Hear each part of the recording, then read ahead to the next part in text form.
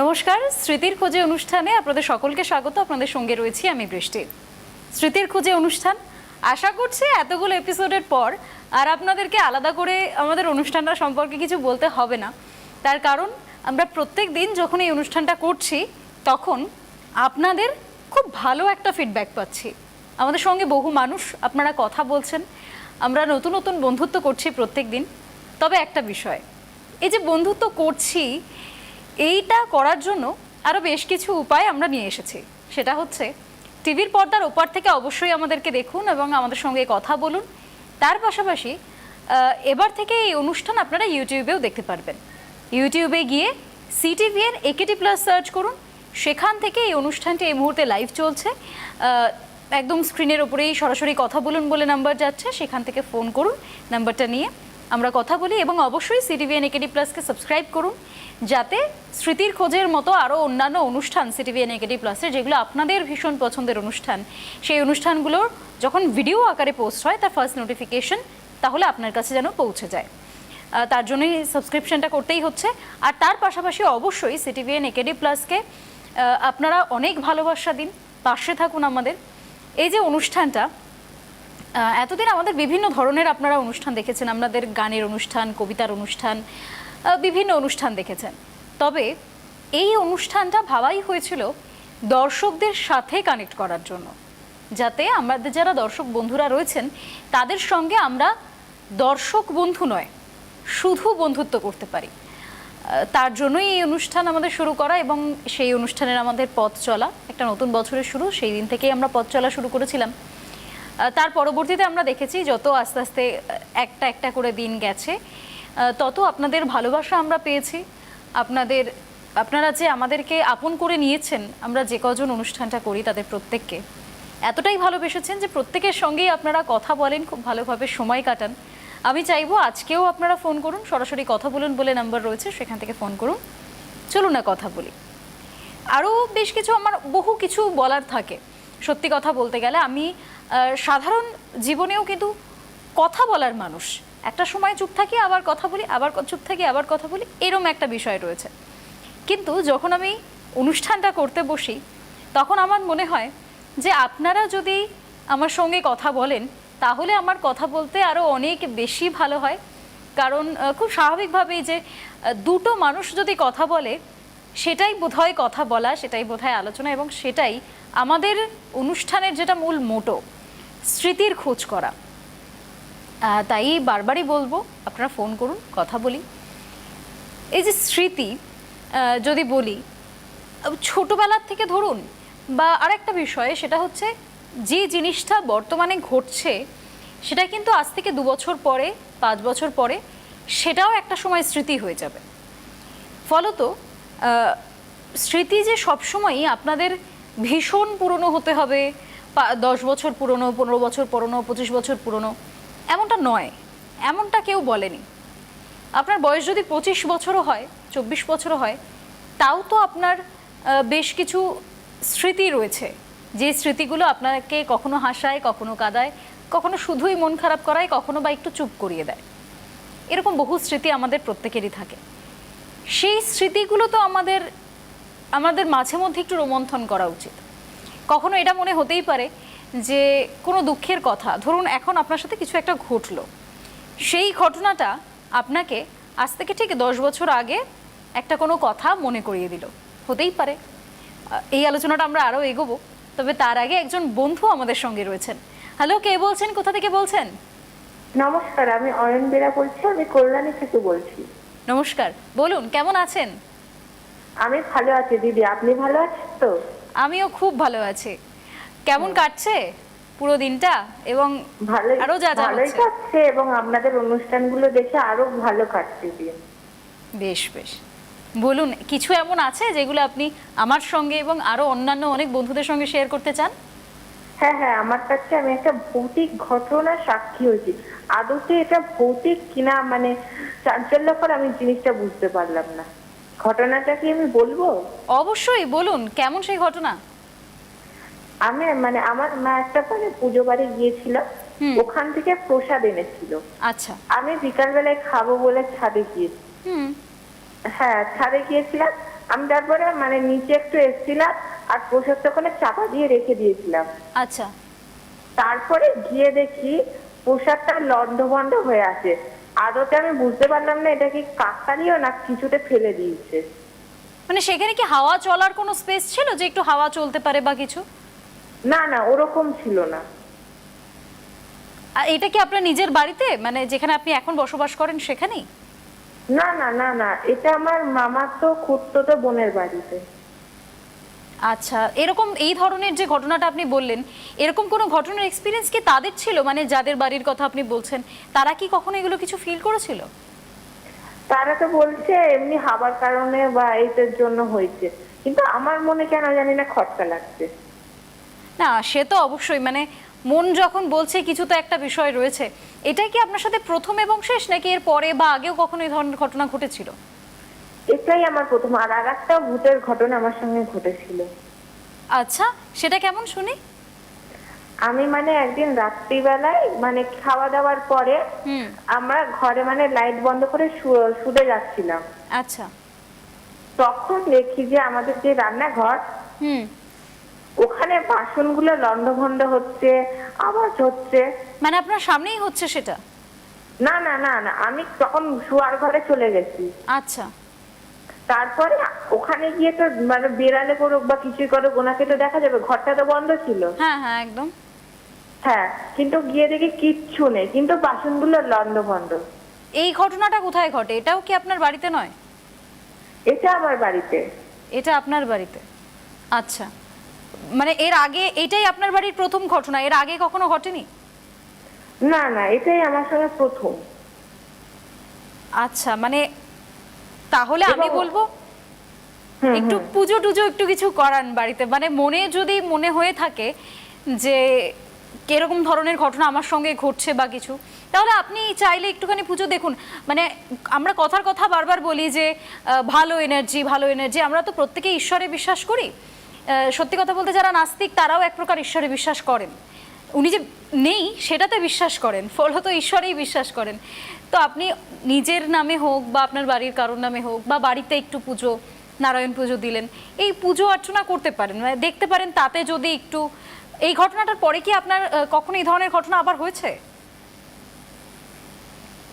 হয়েছিল, কিন্তু ম্যাম আমার একটা প্রশ্ন আছে যে ভূত বলে আদতে কিছু হয়?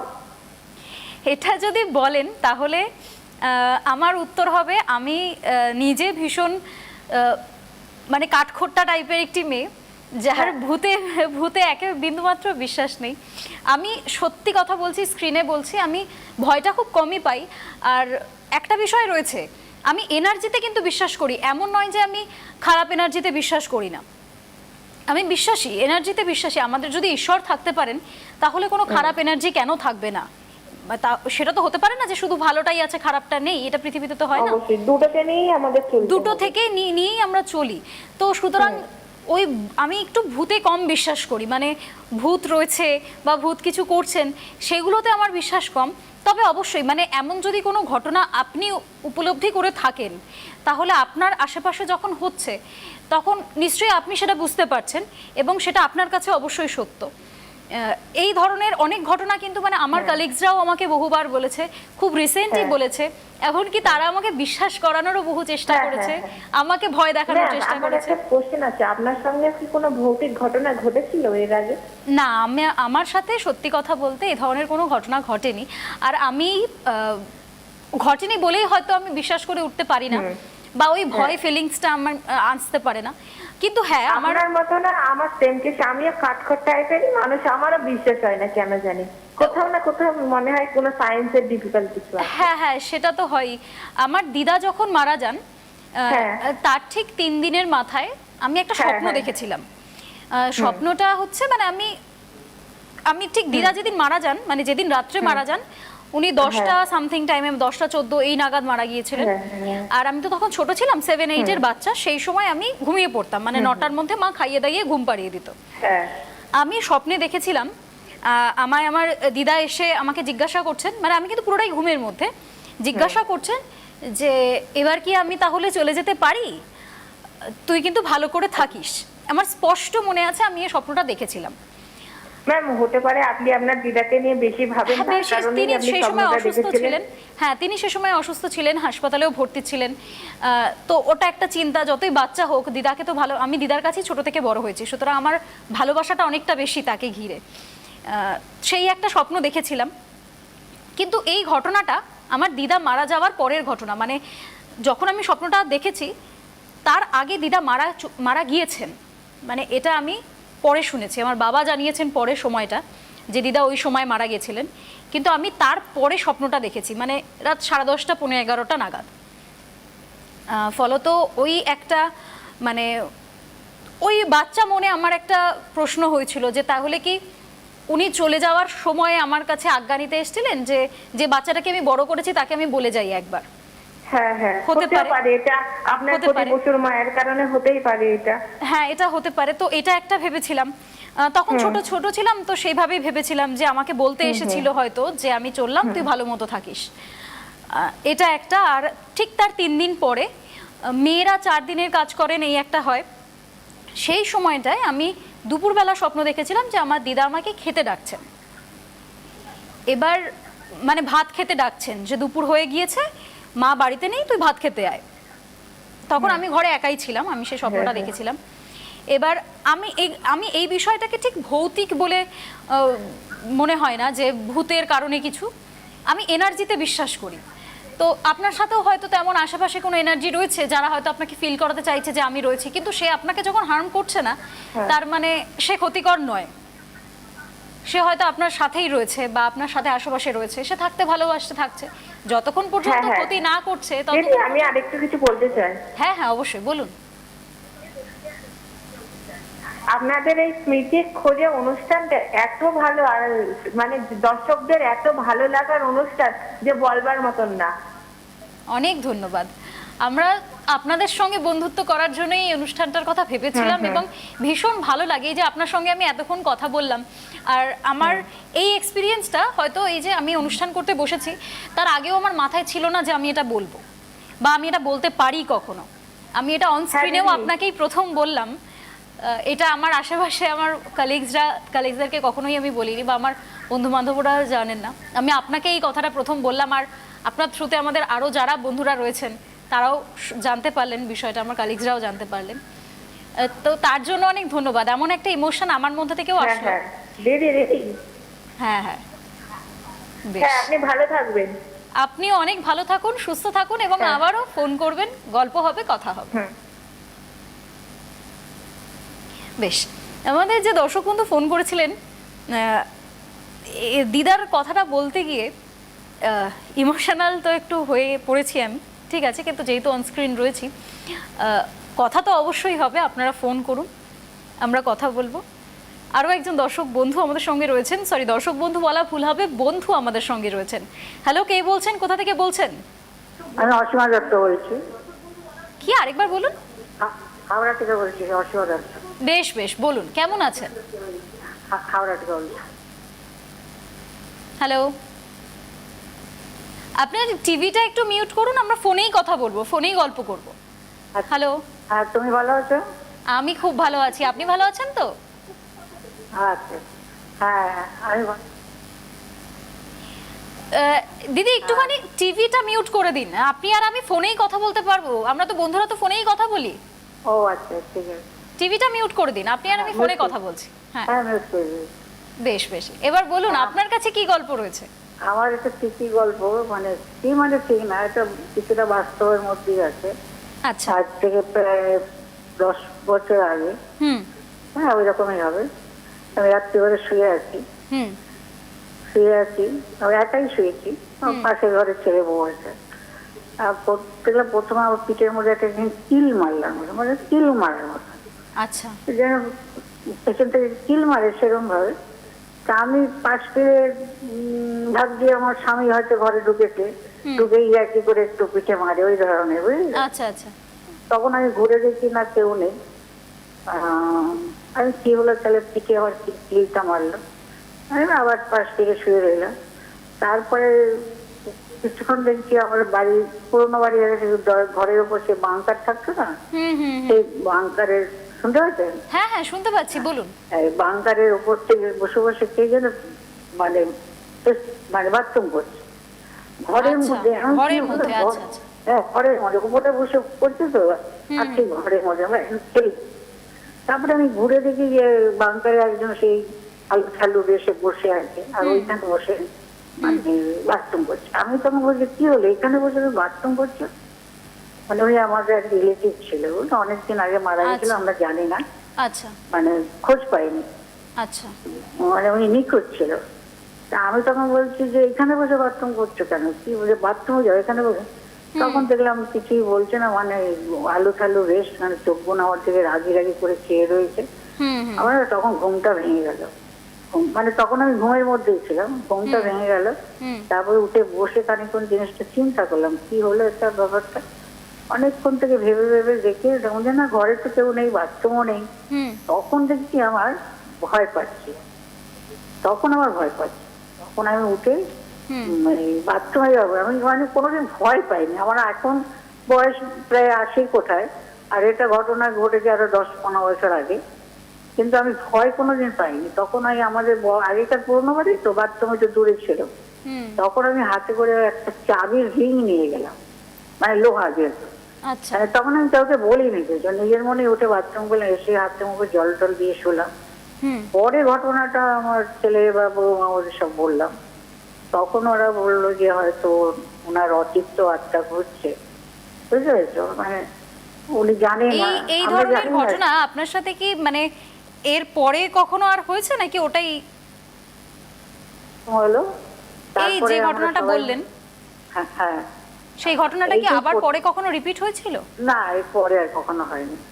তখন আচ্ছা। আমরা সবাই মিলে বসে সব আলোচনা করলাম, করে ওনার নামে উদ্দেশ্য করে আমরা শ্রাদ্ধ করলাম, মানে ওনার কেউ ছিল না এরকম, আচ্ছা আচ্ছা। শ্রাদ্ধ করলাম হুম করে তোরে। কিন্তু তারপরে আর ঘটনাটা মানে আর কোনোদিন ঘটেনি, আগেও ঘটেনি, পরেও আর ঘটে।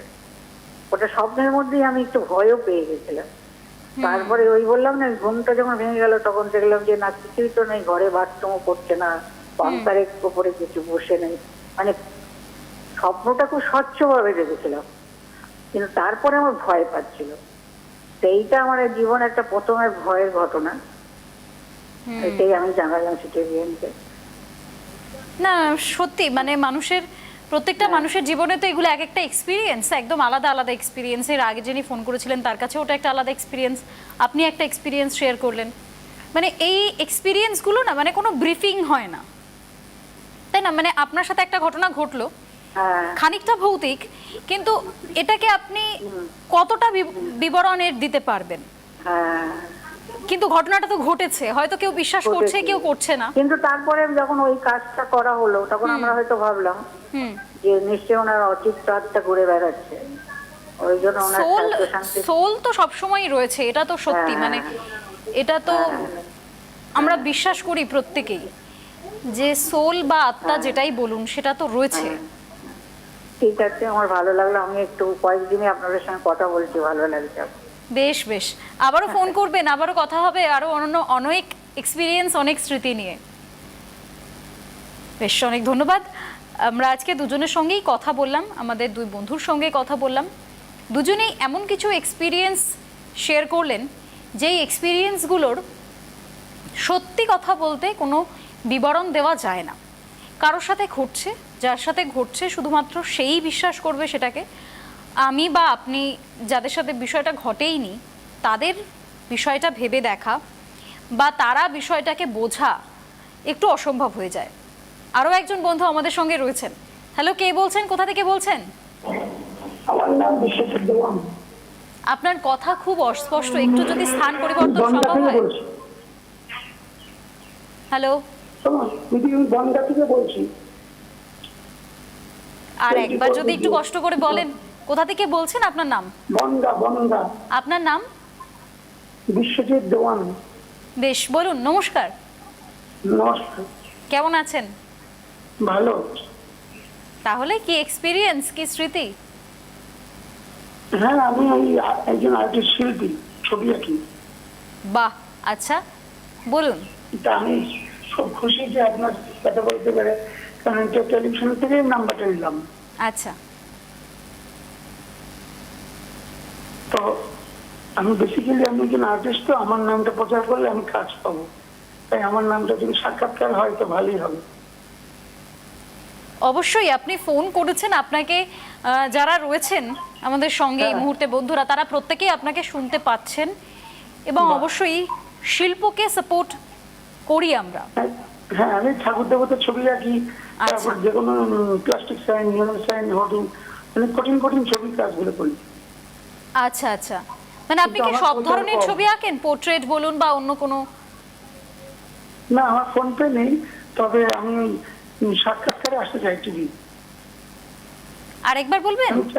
আমি চাই আমার ছবিটা আমি টিভিতে দেখানো যাক, এই জন্য। আপনার ছবি দেখাতে? হ্যাঁ। আচ্ছা, তাহলে আপনি একটা কাজ করুন, হ্যাঁ। আপনি আপনার ছবি পাঠাতে পারেন, আমরা এই হ্যাঁ, অনুষ্ঠানের মাধ্যমে কখনো যদি দেখাতে পারি অবশ্যই দেখাবো। হ্যাঁ, এবং- আমার যে কোনো ছবি আমি পোস্ট করে আপনার এই নাম্বারে পাঠিয়ে দেবো। আপনি বেশ। দয়া করে পরে টিভিতে একটুখানি 1 মিনিটের জন্য যদি আর আধা মিনিট, 1-2-3 সেকেন্ডের জন্য দেখান, তাও বিশাল উপকার হবে।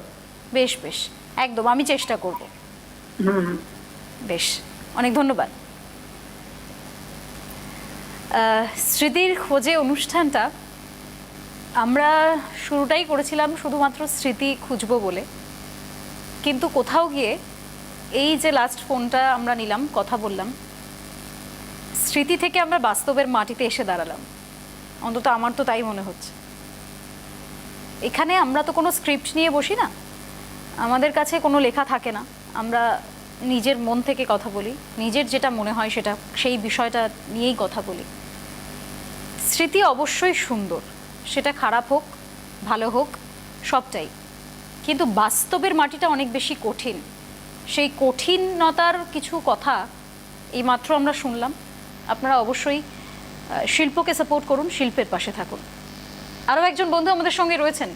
হ্যালো, কে বলছেন, কোথা থেকে বলছেন? হ্যালো, আমি সুমনা রায়। সুমনা রায়, কোথা থেকে বলছেন বলুন? আমি মানিকতলায় থাকি, সাহিত্য পরিষদ স্ট্রিট। আচ্ছা, বেশ, বলুন। নমস্কার। হ্যাঁ, আমি আমার খুব কালকে থেকে দেখছি। আমি দেখছিলাম যে হচ্ছে আরম্ভ, কিন্তু আমি কালকে থেকে শুরু করেছি দেখতে। আমার এত ভালো লেগেছে, যার জন্য আজকে আমি তাড়াতাড়ি করে, আমি কালকেও চেষ্টা করেছিলাম। তা বলতে চাইছি একটা ঘটনা, এই যে হ্যাঁ, একদম। স্মৃতির খোঁজে, এই যে একটা স্বপ্নের ব্যাপারটা আমি অনেক দিন ধরে একা একা ভোগ করি। আজকে একটু বলতে পারবো বলে একটু ভালো লাগছে। হ্যাঁ, আমার বলুন। মা যখন মারা গেলেন, তখন আমার মেয়ে হবে ঠিক আচ্ছা। 15 দিন বাদে আমার মেয়ে হলো। আচ্ছা। এইবারে আমার যেটা একটা দুঃখের ব্যাপার, ঠিক আছে, হসপিটাল থেকে বাড়ি এসেছি, আর তখন করিয়া থানার উপরে থাকতাম আমি। আমার হাজবেন্ড আমাকে পুলিশের চাকরি, উনি অফিস করে আমাকে নিয়ে বাড়িতে ঢুকেছেন। আচ্ছা। কিন্তু আমার মনের মধ্যে যে আমার মা বলেছিল যে বাচ্চাটা হলে তুই আমার কাছে থাকবি, কিন্তু আমি সেটা থাকতে পারিনি। কিন্তু আমি না দেখছি ঠিক 2 দিন বাদেই, আমি একটু রাত্রি 9টা বাজে, আমার হাজবেন্ড অফিস থেকে বাড়িতে এসছে, একটু শুয়ে আছে, আমি খেতে খেতে দেবো, একটু শুয়ে থাকি, বাচ্চাটাকে নিয়ে শুয়ে আছি। হঠাৎ করে আমি মানে ঘুমিয়ে পড়েছি।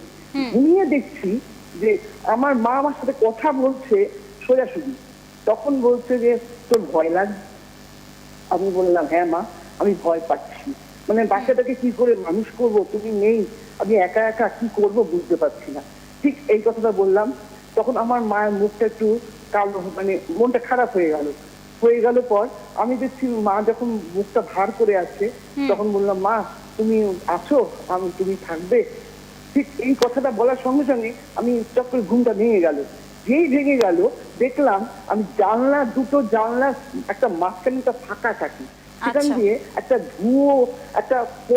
ধুয়োর পর্দা, ঠিক ধুয়োর পর্দার মতন আমি চোখ খোলা, তখন পুরো চোখ খোলা দেখতে বেরিয়ে যাচ্ছে। তখন আমি একটু চমকে উঠেছি, এরকম একটা স্বপ্ন কেন দেখলাম। তখন আর রাত 9টা বাজে, তখন আমি একটু চোখ বন্ধ করে বসে শুয়ে আছি, বাচ্চা একেবারে তখন 7 দিনের বাচ্চা। এইটা একটা ঘটনা। এটা কেন বললাম, ঠিক অনেকদিন বাদে, তখন বাচ্চাটা একটু বড় হয়েছে, আবার দেখছি ঘুমের মধ্যে মা আমার বাড়িতে এসেছে, আচ্ছা। আমার বাড়ির ফ্ল্যাটের মধ্যে এসেছে, আমার সঙ্গে সঙ্গে ঘুরতে ফিরতে, মা আমার সঙ্গে সঙ্গে হেল্প করছে, তা খুব ভালো লাগছে। তখন মা বলছে কি এখন তো আমাকে চলে যেতে হবে। তাহলে মা তুমি কোথায় চলে যাবে, কেন চলে যাবে, আর আরো থাকো আমার কাছে। তখন বলছে যে না রে, আমার কাছকে এক্ষুনি চলে যেতে হবে, সন্ধে হয়ে গেছে, এখন আমাকে চলে যেতে হবে। মা তুমি কোথায় থাকো? বলছে সে খুব সুন্দর জায়গা। কিরকম জায়গা? বলছে চারিদিকে বাগান আর খুব সুন্দর জায়গা, ওখানে তুই না গেলে বুঝতে পারবি না, অপূর্ব জায়গা। মা আমার সাথে কথা বললো সোজাসুজি, বলেই আমি ভাবলাম বাহ, মা আমার সাথে কথা বলছে। যেই চোখটা খুললাম স্বপ্নের মধ্যে, দেখলাম মা নেই। তখনই আমার মনে হলো এরকম ভাবে 2 দিন দেখেছি। এই ঘটনাটা আবারও বললাম কেন, আমার মনের মধ্যে দাগ দিল যে এইরকম একটা আমার দিদি জামাইবাবু থাকতো নিউ আলিপুর, আচ্ছা। সেখানে আমি দিদির বাড়িতে থেকেছি কটা দিন, এই কলেজ টলেজ পড়ার সময় কটা দিন থেকেছি। তখন কি হয়েছে ঘটনাটা বলছি কেন, আমাদের পাশের বাড়িতে আমার জামাইবাবু পুলিশের চাকরি করেছে, তাদের একটা ফ্যামিলি, আরেকটা ফ্যামিলি, সেখানে আমাকে সবসময় এই তুমি আসো না, আমরা একসঙ্গে গল্প গল্প করি, আর আমরা না প্ল্যান সেট করি।